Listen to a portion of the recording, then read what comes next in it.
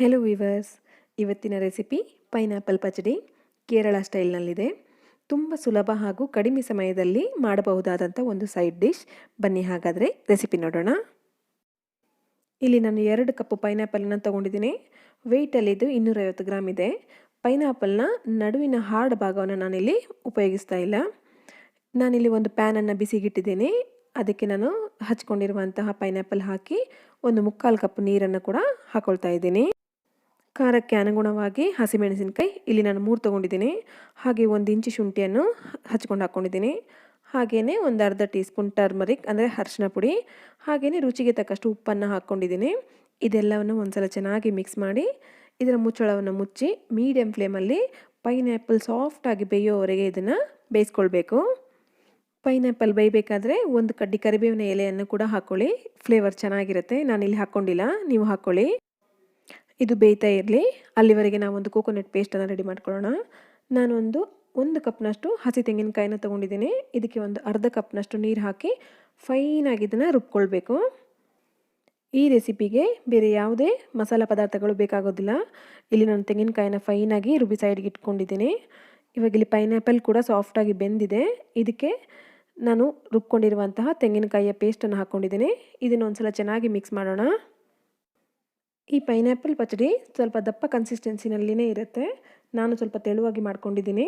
ನಿಮಗೆ ದಪ್ಪವಾಗಿ ಮಾಡ್ಕೋಬೇಕಂದ್ರೆ ನಾವು ಪೈನಾಪಲ್ ಬೇಯಿಸಬೇಕಾದ್ರೆ ಕೆಳಗಡೆ ನೀರಿತ್ತಲ್ಲ, ಅದನ್ನು ಫ್ಲೇಮ್ ಹೈ ಮಾಡಿ ಇಂಗಿಸ್ಕೊಂಬಿಡಿ. ಆಮೇಲೆ ಕೋಕೋನಟ್ ಪೇಸ್ಟನ್ನು ಹಾಕ್ಕೊಳ್ಳಿ. ಇದಕ್ಕೇ 1 ಟೀ ಸ್ಪೂನಷ್ಟು ಸಕ್ಕರೆ ಹಾಕ್ಕೊಂಡು ಇದನ್ನೊಂದ್ಸಲ ಚೆನ್ನಾಗಿ ಮಿಕ್ಸ್ ಮಾಡ್ಕೊಳ್ತಾ ಇದ್ದೀನಿ. ಇದೆಲ್ಲ ಚೆನ್ನಾಗಿ ಮಿಕ್ಸ್ ಆದಮೇಲೆ ಇದನ್ನು ಒಂದು ಕುದಿ ಬಂದ ತಕ್ಷಣ ನಾನು ಗ್ಯಾಸ್ ಆಫ್ ಮಾಡ್ಕೊಳ್ತಾ ಇದ್ದೀನಿ. ಇದನ್ನು ಜಾಸ್ತಿ ಬೇಯಿಸಬಾರ್ದು. ಜಾಸ್ತಿ ಬೇಯಿಸಿದರೆ ತೆಂಗಿನಕಾಯಿಯಲ್ಲಿರುವಂತಹ ಎಣ್ಣೆ ಸಪ್ರೇಟ್ ಆಗುತ್ತೆ. ಹಾಗಾಗಿ ಒಂದು ಕುದಿ ಆದ ತಕ್ಷಣ ಆಫ್ ಮಾಡಿಬಿಡಿ. ಆಫ್ ಮಾಡಿ ಆದಮೇಲೆ ಇದನ್ನು ಕಂಪ್ಲೀಟಾಗಿ ಕೂಲ್ ಆಗೋಕ್ಕೆ ಬಿಟ್ಬಿಡಬೇಕು.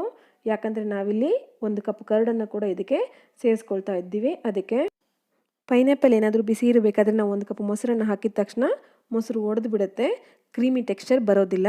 ಹಾಗಾಗಿ ಕಂಪ್ಲೀಟ್ ತಣ್ಣಗಾದ ಮೇಲೇ ಮೊಸರನ್ನು ಹಾಕ್ಕೊಳ್ಳಿ. ಈ ಸ್ಟೇಜಲ್ಲಿ ಒಂದ್ಸಲ ಉಪ್ಪು ಮತ್ತು ಸಿಹಿಯನ್ನು ಚೆಕ್ ಮಾಡ್ಕೊಳ್ಳಿ. ಇದು ಥಿನ್ ಕನ್ಸಿಸ್ಟೆನ್ಸಿನಲ್ಲಿದೆ. ನೀವೇನಾದರೂ ಸೈಡ್ ಡಿಶ್ ಉಪಯೋಗಿಸೋದಾದರೆ ಇದನ್ನು ಸ್ವಲ್ಪ ತಿಕ್ಕಿರಲಿ. ಇದನ್ನು ಇವಾಗ ಸೈಡ್ಗೆ ಇಡ್ತಾ ಇದ್ದೀನಿ. ಇದಕ್ಕೊಂದು ಒಗ್ಗರಣೆ ಹಾಕಬೇಕು.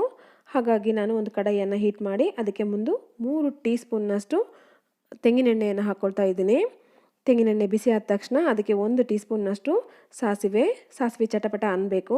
ಸಾಸಿವೆ ಚಟಪಟ ಅಂದ ನಂತರ ಇವಾಗ 4 ರಿಂದ 5 ಈರುಳ್ಳಿ ಶಲಾಟ್ಸನ್ನು ಹಾಕ್ಕೊಂಡಿದ್ದೀನಿ. ಶಲಾಟ್ಸ್ ಇರಲಿಲ್ಲ ಅಂದರೆ ನಾರ್ಮಲ್ ಈರುಳ್ಳಿಯನ್ನು ಕೂಡ ಒಂದು ಮೀಡಿಯಮ್ ಸೈಜಿನ ಅರ್ಧ ಈರುಳ್ಳಿಯನ್ನು ಹಾಕ್ಕೊಳ್ಬೋದು. ಇದನ್ನೆಲ್ಲವನ್ನು ನಾನು ಗೋಲ್ಡನ್ ಬ್ರೌನ್ ಆಗೋವರೆಗೆ ಫ್ರೈ ಮಾಡ್ಕೊಂಡಿದ್ದೀನಿ.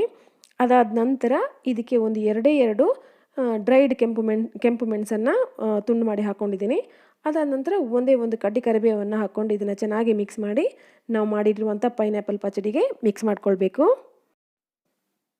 ಒಗ್ಗರಣೆ ರೆಡಿ ಆಗಿದೆ. ಇದನ್ನು ಇವಾಗಲೇ ಹಾಕೋದು ಬೇಡ. ಜಸ್ಟ್ 1 ನಿಮಿಷ ಇದು ಸ್ವಲ್ಪ ತಣ್ಣಗಾಗಲಿ. ಅದಾದ ನಂತರ ನಾವು ಮಾಡಿರುವಂಥ ಪೈನಾಪಲ್ ಪಚಡಿಗೆ ಹಾಕಿ ಮಿಕ್ಸ್ ಮಾಡ್ಕೊಳ್ತಾ ಇದ್ದೀನಿ. ಸ್ನೇಹಿತರೆ, ನಾವು ಇಲ್ಲಿ ಉಪಯೋಗಿಸಿರುವಂತಹ ಪೈನಾಪಲ್ ಮತ್ತು ಕರಡಿನ ಹುಳಿಗೆ ಅನುಸಾರವಾಗಿ ನಾವು ಸಕ್ಕರೆಯನ್ನು ಅಡ್ಜಸ್ಟ್ ಮಾಡ್ಕೊಳ್ಬೇಕಾಗತ್ತೆ. ತುಂಬ ಸುಲಭವಾದ ಹಾಗೂ ಕಡಿಮೆ ಸಮಯದಲ್ಲಿ ಆಗುವಂತಹ ಪೈನಾಪಲ್ ಪಚಡಿ ರೆಡಿಯಾಗಿದೆ. ಇದನ್ನು ನೀವು ಕೂಡ ಮನೆಯಲ್ಲಿ ಟ್ರೈ ಮಾಡಿ ಹೇಗೆ ಬಂತು ಅಂತ ನನಗೆ ಕಮೆಂಟ್ಸ್ ಮಾಡಿ. ಮತ್ತು ಇವತ್ತಿನ ಈ ವಿಡಿಯೋ ನಿಮಗೆ ಇಷ್ಟ ಆಗಿದ್ದಲ್ಲಿ ಒಂದು ಲೈಕ್ ಮಾಡಿ. ಮತ್ತೆ ಮುಂದೆ ಇನ್ನಷ್ಟು ವಿಡಿಯೋ ಜೊತೆಗೆ ಬರ್ತೀನಿ ಅಂತ ಹೇಳ್ತಾ ನಾನು ಪೂರ್ಣಿಮಾ ಶೆಟ್ಟಿ, ಗುಡ್ ಫುಡ್. ಧನ್ಯವಾದಗಳು.